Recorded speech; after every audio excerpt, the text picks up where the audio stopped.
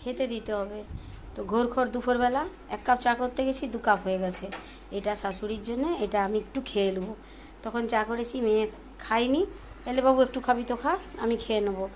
আর এই যে ও ঠাকুমার জন্য পরোটা করেছি, চা আর একটু এই যে আলু ভাজা আর ডিম ভাজা। আমাদের জন্য আলু ভাজা, ডিম ভাজা আর ডাল।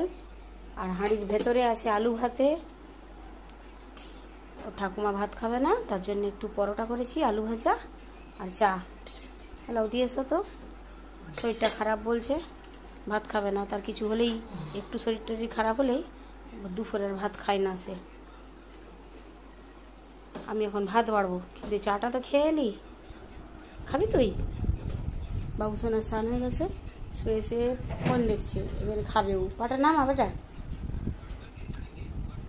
দারুণ সুন্দর চা হয়েছে, দারুণ সুন্দর।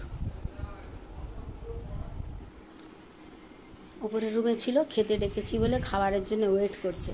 ও ঠাকুমাকে না দিল, কী করে খেতে দেবো ওদেরকে? এবারে খেতে দেবো। তো এই যে এখন 1:45 মতন বাজে, খাবার নিয়ে বসে গেছি। সবাই একসঙ্গে 4 জনে খাবো, তো ওই জন্য মেঝেতে বসেছি। এই যে আলু মাখাবো, ডিম ভাজা, আলু ভাজা ও ঠাকুমাকে দিয়েছি, একটু আছে, ছেলে আর মেয়ে খাবে, ডাল আর চাটনি, ব্যাস।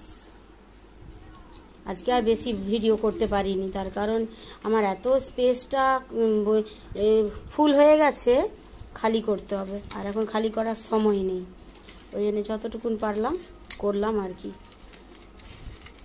এইটুকুটাই ধরে দিয়ে দেবো। এই কাঁচা পেঁয়াজ দিয়ে আর শুকনো লঙ্কা ভাজা দিয়ে চটকালে খুব ভালো লাগে খেতে।